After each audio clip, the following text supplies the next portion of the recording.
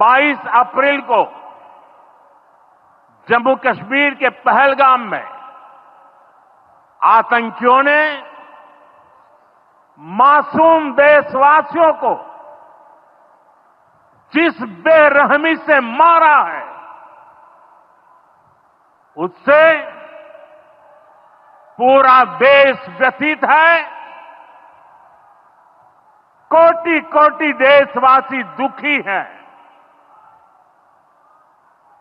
सभी पीड़ित परिवारों के इस दुख में पूरा देश उनके साथ खड़ा है। जिन परिवारजनों का अभी इलाज चल रहा है, वे जल्द स्वस्थ हो, इसके लिए भी सरकार हर प्रयास कर रही है। साथियों, इस आतंकी हमले में किसी ने अपना बेटा खोया, किसी ने अपना भाई खोया, किसी ने अपना जीवन साथी खोया है। उनमें से कोई बांग्ला बोलता था, कोई कन्नड़ा बोलता था, कोई मराठी था, कोई ओडिया था, कोई गुजराती था, कोई यहां बिहार का लाल था। आज उन सभी की मृत्यु पर करगिल से कन्याकुमारी तक हमारा दुख एक जैसा है, हमारा आक्रोश एक जैसा है।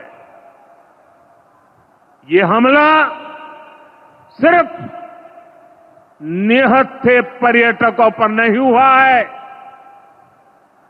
देश के दुश्मनों ने भारत की आत्मा पर हमला करने का दुस्साहस किया है। मैं बहुत स्पष्ट शब्दों में कहना चाहता हूं, जिन्होंने ये हमला किया है, उन आतंकियों को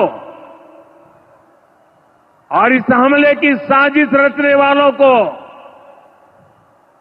उनकी कल्पना से भी बड़ी सजा मिलेगी। सजा मिलकर के रहेगी।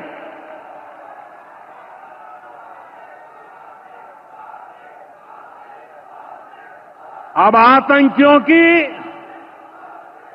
बची खुची जमीन को भी मिट्टी में मिलाने का समय आ गया है।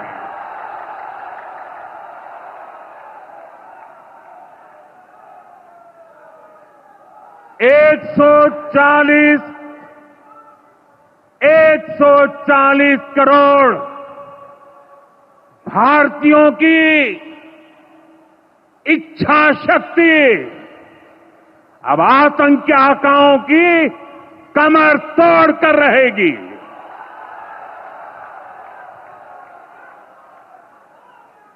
Friends, today from the soil of Bihar, I say to the whole world, India will identify, track and punish every terrorist and their backers. We will pursue them to the ends of the earth. India's spirit will never be broken by terrorism. Terrorism will not go unpunished.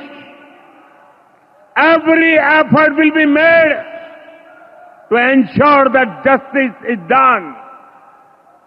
The entire nation is firm in this resolve. Everyone who believes in humanity is with us. I thank the people of various countries and the leaders who have stood with us in these times.